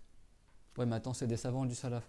Toi ta secte elle est apparue il y a 300 ans, elle était où à l'époque du prophète aussi? Encore moins que les Ash'arites, elle existait à l'époque du prophète, elle est apparue il y a 300 ans. Ah mais non c'est faux, il y avait Ibn Qutayba aussi, tu as trouvé une personne du salaf qui avait une croyance de l'anthropomorphisme. Ça y est, tu crois que ça veut dire que tous les salafs étaient anthropomorphistes? Vous comprenez la douille, la tromperie? Tu dis, cite-moi un autre savant du tafsir car la croyance des wahhabites autre que Ibn Kathir. Allez, cite-moi 10 savants du tafsir qui ont la croyance des wahhabites. Tu vois, eux, ils ont juste Ibn Taymiyyah, Ibn Kathir, Ibn Abd al-Barr. Cite-moi 20 savants malikites du passé ou du salaf qui ont la croyance des wahhabites. Ils ne vont pas trouver. Ils ont trouvé deux personnes, une personne. Tu vois, il y a une personne dans le hadith, une personne dans la langue arabe, une personne. Tu as eu des savants dans la langue arabe qui étaient mu'tazilites, comme Zamarshali par exemple. C'est bon? Ça ne veut pas dire que la croyance des mu'tazila c'est de la bonne croyance, parce qu'il a trouvé un savant dans la langue arabe qui était mu'tazilite. Vous avez compris ou pas? Dans les savants du tafsir du hadith, il y a eu des gens qui avaient de mauvaises croyances. Ils avaient de la science dans ces sujets-là, mais pas dans la croyance. Ça veut dire que leur croyance c'était la bonne. Parce que chaque science, c'est un domaine. Il y a des savants dans la Coran, des savants dans le hadith, des savants dans le tafsir. Tu as des gens dans le tafsir qui n'avaient pas une bonne croyance. Tu as des gens dans la langue arabe qui n'avaient pas une bonne croyance. Ils sont savants dans leur domaine à eux, mais dans le domaine du tawhid, ils sont ignorants. C'est clair? Donc ça ne veut pas dire que ces gens-là, ils n'ont pas de firqa. Ils n'ont pas de. Cite-moi une école de jurisprudence wahhabite, ça n'existe pas. Ça n'existe pas. Ils vont reprendre ce qu'ils ont dit les sunnites, mais un juriste, un mujtahid mutlaq wahhabite, ça n'existe pas. Et d'ailleurs, même leurs références qu'ils utilisent, Ibn Qutayba, etc., ces savants-là, Ibn Kathir, tout ça, Al-Zahabi dans le hadith, tout ça, ils n'ont pas tous les dogmes religieux des wahhabites. Il y a plein de questions où Ibn Kathir ou Al-Zahabi, ils contredisent les wahhabites. Ils n'ont pas la même chose que eux. Donc en fait, si tu écumes tout ça, tu trouves personne qui a 100% la croyance des wahhabites. Même dans leurs références qui sont Ibn Qutayba, ça, il n'a pas dit tout pareil que les wahhabites. Les wahhabites, n'est-ce pas, qu'un interdisent le Mawlid aujourd'hui? Ibn Kathir, dans son livre Siyar al-Nubala, il fait l'éloge jusqu'à inventer le Mawlid. Al-Dhahabi, c'est pareil. Donc, ils ne sont pas d'accord sur le. Ibn Taymiyyah, il y a des choses qu'il dit qui est contraire à la croyance des Wahhabites. C'est pas le même groupe à la base. Mais c'est juste que dans la croyance, ils ont rejoint le point que Dieu serait encore assis sur le trône. Donc ils mettent en avant ce savant-là parce qu'ils ont promis la même croyance. Mais en réalité, dans plein de questions, ils divergent. Ils n'ont pas la même croyance. Mais ils font croire que c'était ça la vraie croyance du salaf, etc. Nous, on n'est pas après 300 ans. Il y avait d'autres savants dans le passé où il y avait le karramiyya et t'inquiète pas, hein, des gens qui croient que Dieu est un corps, ça existait dans la Jahiliya aussi. Des gens qui croyaient que Dieu c'est un jeune homme, il y en a qui croyaient que Dieu c'était un vieillard, il y en a qui croyaient que Dieu c'était un corps comme Abu Qubays, même à l'époque avant l'époque du prophète, il y avait déjà des gens qui croyaient ça. C'est bon. Et la croyance que Dieu serait sur le trône, c'est la croyance juive et des chrétiens qui étaient avant le prophète Mohammed aussi. Et c'est pas pour autant que ça veut dire que c'était la croyance de la vérité, parce que ça c'est des minorités par rapport à ceux qui s'acclament de l'islam. C'est clair, mon tout le monde, ça? Pour que vous sachiez comment ils parlent aujourd'hui ces gens-là, quoi. Et tout ça, c'est vérifiable, hein. Même historiquement. Va faire le tour des mosquées parisiennes, demande, ils le cachent, beaucoup ils le cachent. Ouais, votre argent, vous touchez pas un peu d'argent des Saoudiens, là dans les discours, c'est un peu bancal, vos discours, tout ça. T'as plein de mosquées, ils le disent pas, mais la plupart, ils touchent même dans les boucheries, soi-disant halal, tout ça. T'en as plein, ils touchent des subventions, ils le disent pas. Et quand tu leur dis, ils baissent la tête, hein, parce qu'ils le cachent. Ça, fais-le, vérifie par toi-même, tu verras que c'est vrai. C'est pour ça que beaucoup ils se taisent sur les. C'est un tabou en France, faut pas parler des Wahhabites. C'est un tabou. Parce que derrière, il y a beaucoup d'argent, il y a le Qatar, il y a les Saoudiens, il y a les corps pétroliers, etc. C'est un tabou même chez les soi-disant musulmans, etc. Et ceux qui gèrent les mosquées, ils le savent ça. Parce qu'eux, ils touchent l'argent des Saoudiens. Non, on ne parle pas des Wahhabites, tu vois. Ils veulent pas. C'est pour ça que dans leur discours du Jumu'ah, tu verras, ils ne parlent jamais de croyance. Parce que c'est quand tu parles de croyance que là, tu révèles est-ce que vraiment tu as la bonne croyance ou pas. Et eux, ils se feraient démasquer qui travaillent avec les Wahhabites ou les Saoudiens s'ils parlaient de la croyance. Mais entre eux, quand ils font des cours privés, ils vont parler de la croyance. Quand ils voient quelqu'un, il est bien fidèle à la mosquée, fidèle chez eux, machin, ils vont leur enseigner des égarements dans la croyance. Mais le grand public, ils ne vont pas en parler, ils ne parlent jamais de croyance. Est-ce que nous, on cache la croyance? Ben non. Parce on est fiers de la croyance ashranite. Tout l'héritage des savants musulmans dans le monde entier. Eux, pourquoi ils n'en parlent pas ouvertement? Parce qu'ils savent que s'ils en parlent ouvertement, il y a plein de gens, ils vont voir que c'est des égarés. Donc ils n'en parlent pas. Ils laissent le flou comme ça, le flou artistique, soi-disant. قال الإمام الشافعي رضي الله عنه. Donc, c'est la croyance des Mu'tazila, ça qu'on appelle Ilm al-Kalam, qui a été blâmé par les savants du Salaf. L'imam al-Shafi'i, qu'est-ce qu'il a dit? La an yalqa Allah al-abdu bi kulli dhanbin ma'ada ash-shirk ahwanu min an yalqahu bi kalami ahli al-ahwa.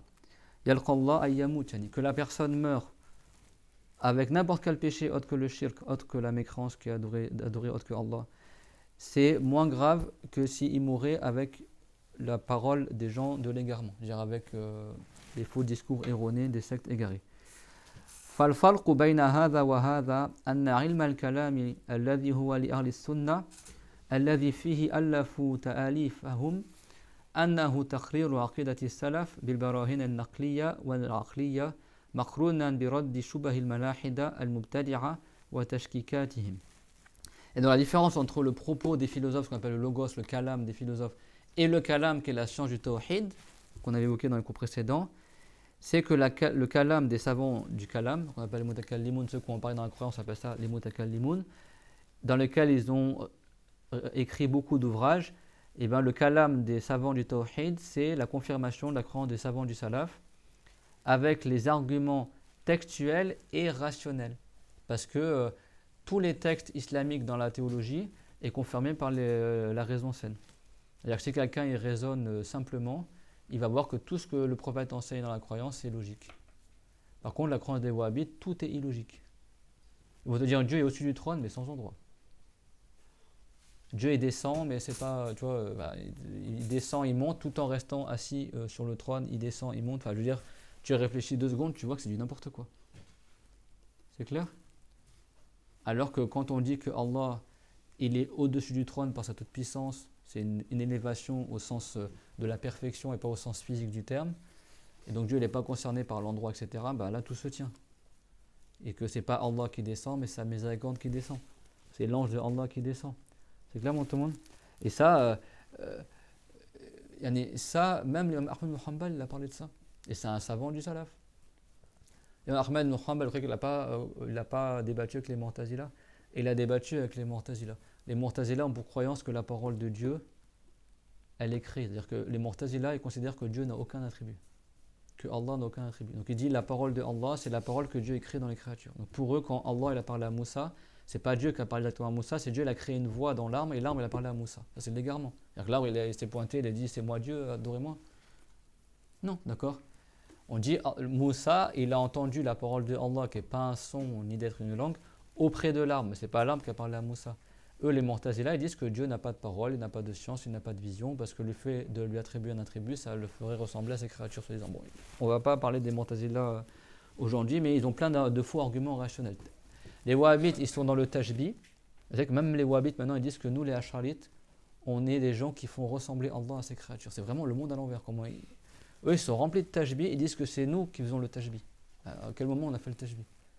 Et les Mu'tazila, tellement ils veulent éviter que, soi-disant, de dire que Dieu ressemble à ses créatures, qu'ils sont allés trop loin. Ils sont allés dans l'extrême. Ils ont dit, Dieu n'a pas d'attribut du tout. Non, on dit que Dieu a des attributs, mais qui ne sont pas comme attributs des créatures. Ils ont dit non, parce que si on dit que Dieu a un attribut, ça le fait ressembler à ses créatures. Ils sont allés trop loin dans le tanzi, dans l'exemption de Allah de ressembler à ses créatures. Et les wahhabistes sont allés dans l'extrême inverse, qui est le fait d'attribuer à Allah la main, le visage, parce qu'ils n'ont pas compris l'essence figurée du Coran. C'est que là, on te montre les deux extrêmes. Et Ahlus Sunnah wal Jama'a, ils sont au milieu. Ils sont ni dans la négation des attributs et ni dans la confirmation avec le tashbih, avec l'assimilation de Dieu à ses créatures.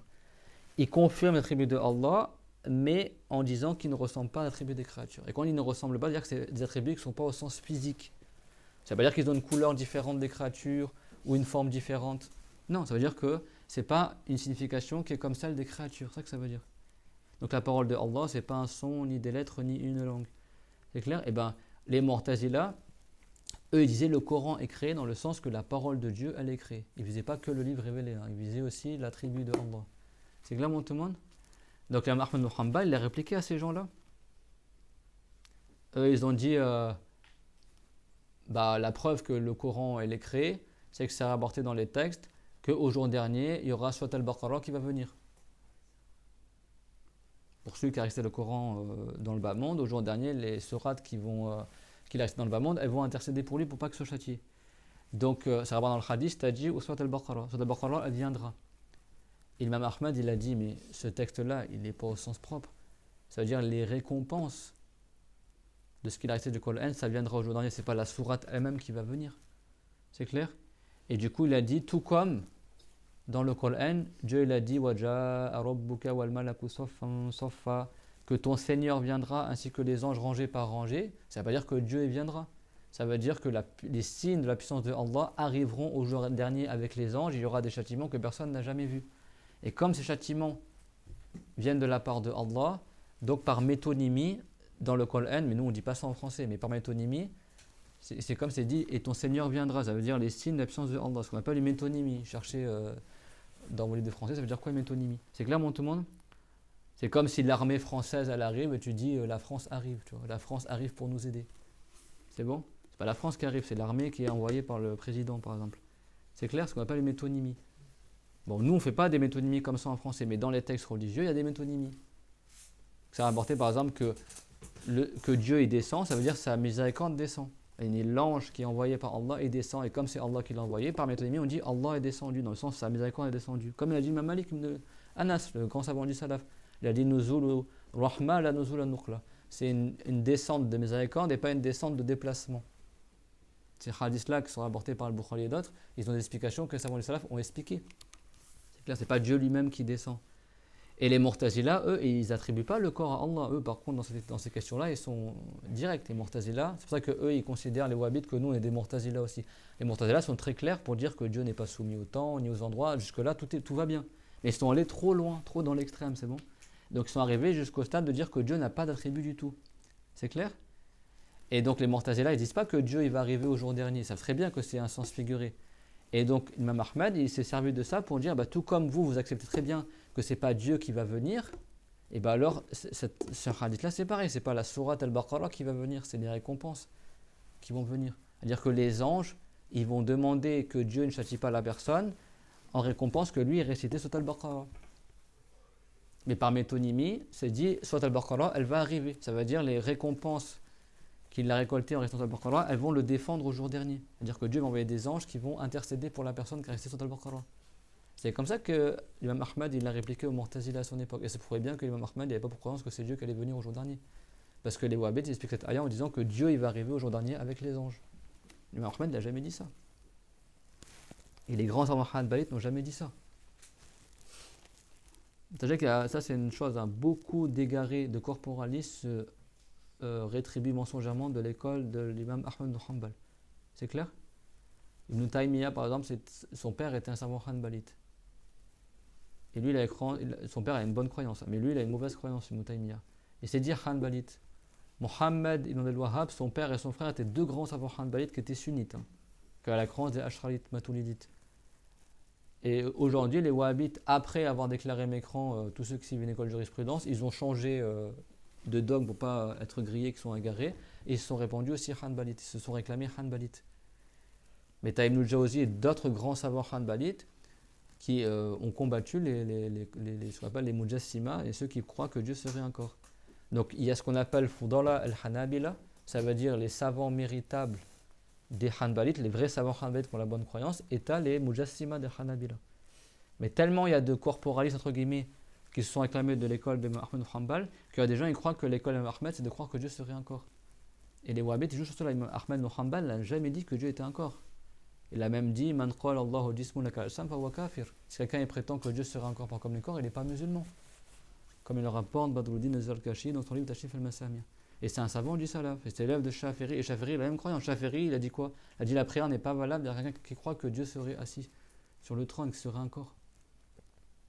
Il a dit la prière n'est pas valable derrière lui parce qu'il n'est pas musulman. Tout comme elle n'est pas valable derrière les Qadariya, etc. Ça, c'est connu dans les Shafiri. Il rapporte la parole explicite de l'imam Shafiri. Donc c'est ça la croyance des gens du salaf. C'est clair? ولأهل الحق عناية عظيمة به فقد كان أبو حنيفة يسافر من الكوفة إلى البصرة لإبطال شبههم وتمويهاتهم فقد تردد لذلك أكثر من 20 مرة. Et les gens de la vérité, Jamara, ont un grand soin éminent à porter à cette science-là, la science du Tawhid, Ilm al-Kalam. En effet, Abu Hanifa, il voyageait, vous avez quoi dans votre livre? Al-Kufa ou Bagdad?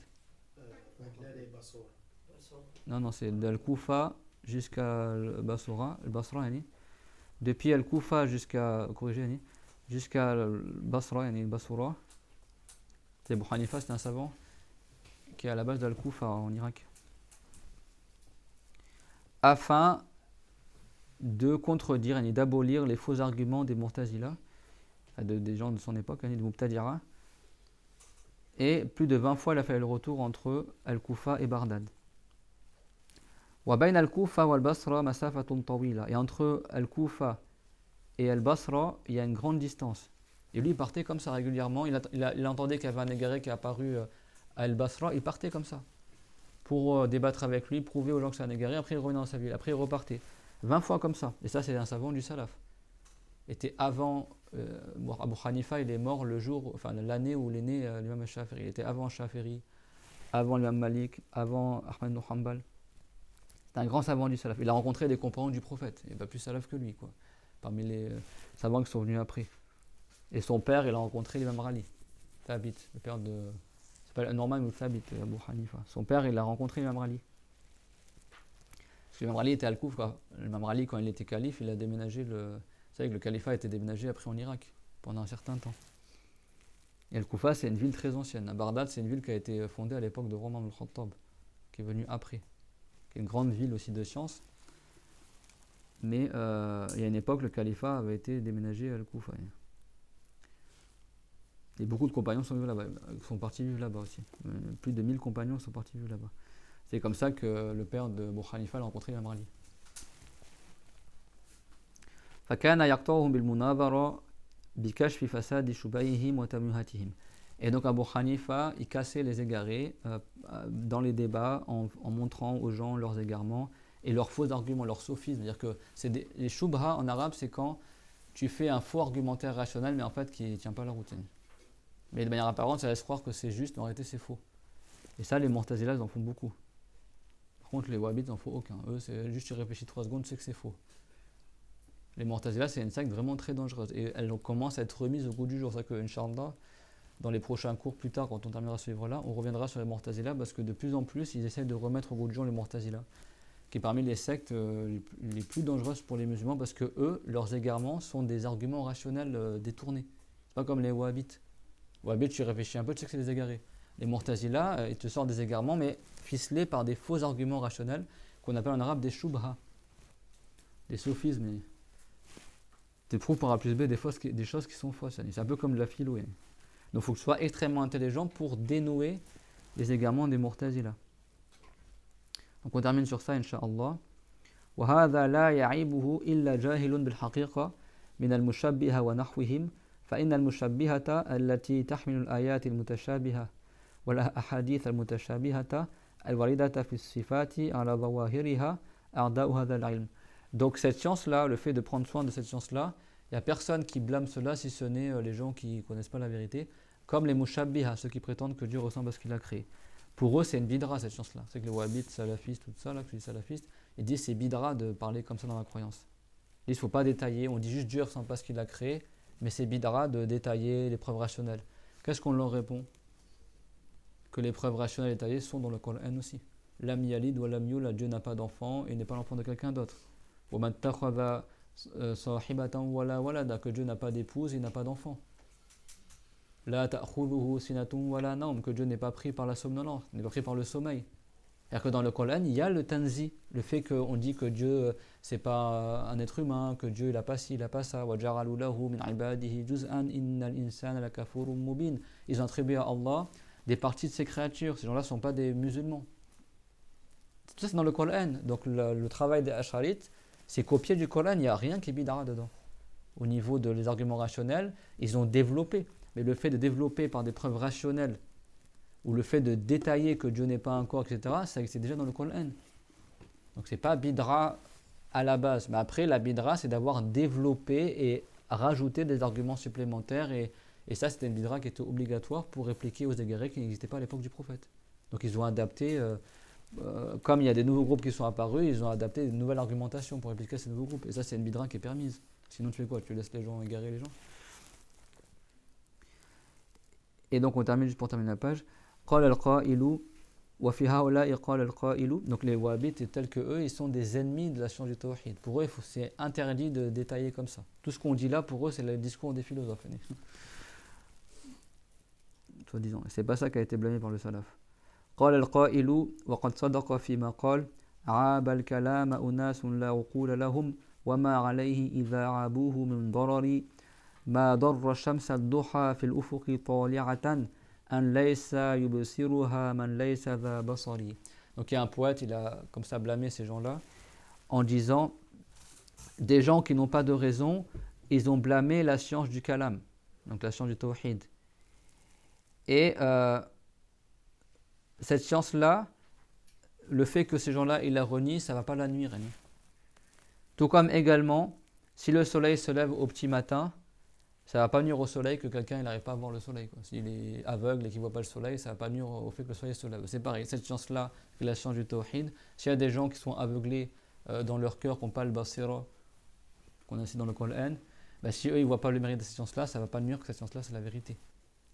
قُلْ هَذِهِ سَبِيلِي أَدْعُو إِلَى اللَّهِ عَلَى بَصِيرَةٍ. Ça c'est dans le Coran. Dis ceci est ma voie, mon sabil.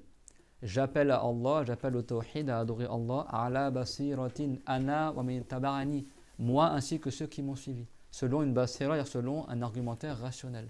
Donc dans le Coran, il y a la preuve que la croyance de l'islam, elle est justifiée par la raison saine, et qu'on appelle les gens à l'islam via aussi un argument rationnel qui vient consolider les textes, parce que tous les textes islamiques sont validés par la raison saine.